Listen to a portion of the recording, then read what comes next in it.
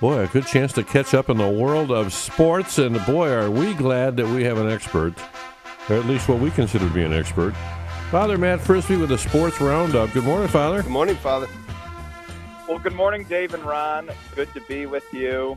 I only play an expert on the radio.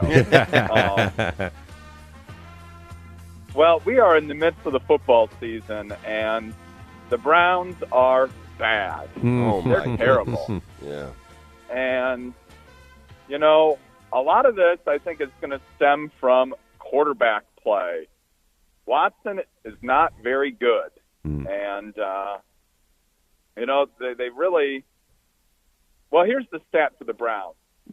So the three teams the Browns have played have a record of 2-1 against the Browns. Against all the other teams those three teams have played, they have a record of 0-6. Oh, my goodness. I did not know that. Wow. Yeah, that's right. That's right. The Giants came in on Sunday. They hadn't won a game, and they're kind of considered to be the worst team in the league. Jacksonville, they lost again big time last night. They're 0-3. And Dallas, their only win is against the Browns. So, you know, it's not good. And a lot of it does just go back to quarterback play, and might be a long season for the Browns. Yeah, not looking good in the state of Ohio as far as the NFL is concerned right now. No, Bengals. You know, Washington, the Commanders, some might call them the Commies. They came in last night to Cincinnati, and Jaden Daniels, their rookie quarterback out of LSU, Heisman Trophy winner, came in, and he lit up that Bengals defense. I mean, a high-scoring game. Interesting stat, I saw this, where there were no punts and no turnovers the entire game. That's amazing. Yeah, Washington wins 38-33. But that's, I think, the first game. I think I saw that stat at the end of the game last night. So, Bengals, 0-3. And in the AFC North, Pittsburgh Steelers with Justin Fields as their quarterback, 3-0. I mean, they have a commanding lead in the division right now. And that's something. I mean, you put a quarterback in a different situation and you get a different result. It happens all the time in the NFL. Sometimes it doesn't work out, but working out pretty well for Justin Fields right now. Big game this weekend, Father. I wanted to get your thoughts on it. Alabama, Georgia. Oh, boy, big game is right. I mean, and as I was saying to someone last night, probably the first time these two teams have played each other in the regular season since, probably since I was a priest, you know, so that's been 10 years. So it's about time they play each other in the regular season. But big game. I forget where it's at. Maybe at Alabama. I don't remember. But,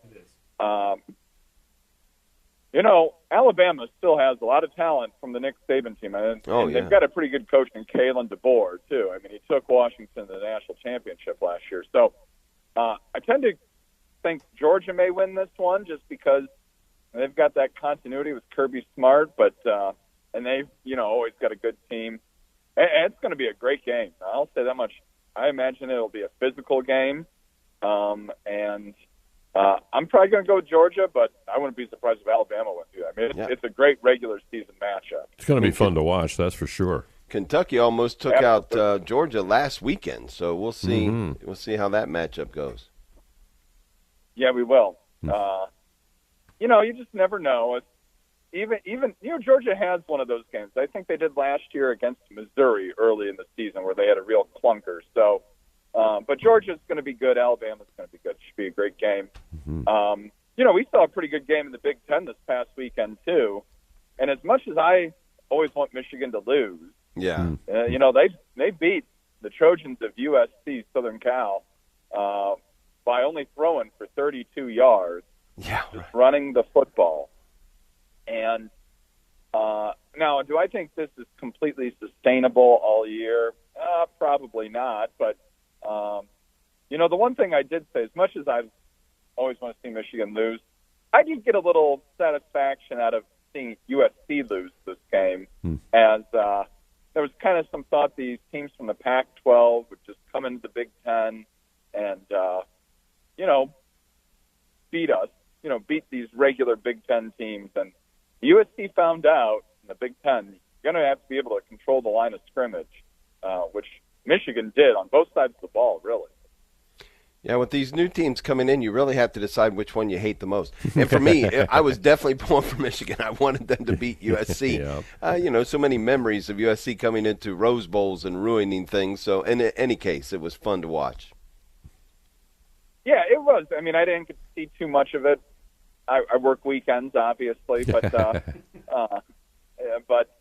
yeah, it was a good win for Michigan, especially as a lot of people kind of left them for dead after that Texas game. Mm-hmm.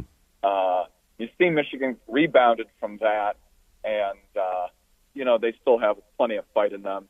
And, they're going to win plenty of games this year, too.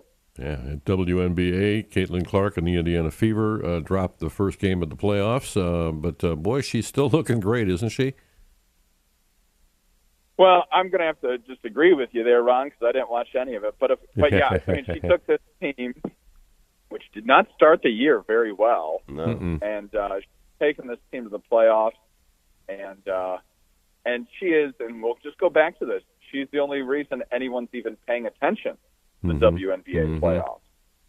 Yeah, believe me, all the head people at the WNBA are praying to Venus right now that they continue through the playoffs, because it's going to be a quick drop-off in viewership if the Fever is out. So, Well, that's right. And, and she's had plenty of records that she has broken this year or set this year.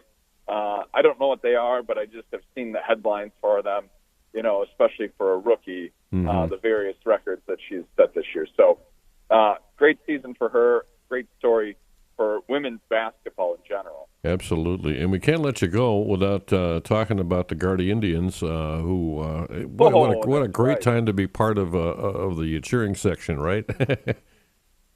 You got that right, Ron. They are the AL Central champions. Their magic number now to clinch a first-round bye in the playoffs is 1. So all they have to do is to win one game or have our favorite Houston Astros lose a game, and Cleveland will be guaranteed a first-round bye in the playoffs. So that's big. The other news is as excited as we are about the Tribe, and I am very much excited. Playoff baseball is always great. We got to talk about the Tigers real quick, too, who, as of last Thursday, were something like 25-10 in their last 35 games. And right now, if the season ended today, they would be in the playoffs. Yeah. So, and who saw that really coming? Yeah. I didn't. I mean, they looked terrible that first half of the season, and they've really been strong since the All-Star break. And heading back down to Cincinnati real quick, they fired their manager, so we'll see. Things not going well in Cincinnati right now. Yeah, they're playing the Guardians. Battle for the Ohio Cup. That's right. Indians and Reds today and tomorrow. Father Matt Frisbee, thank you.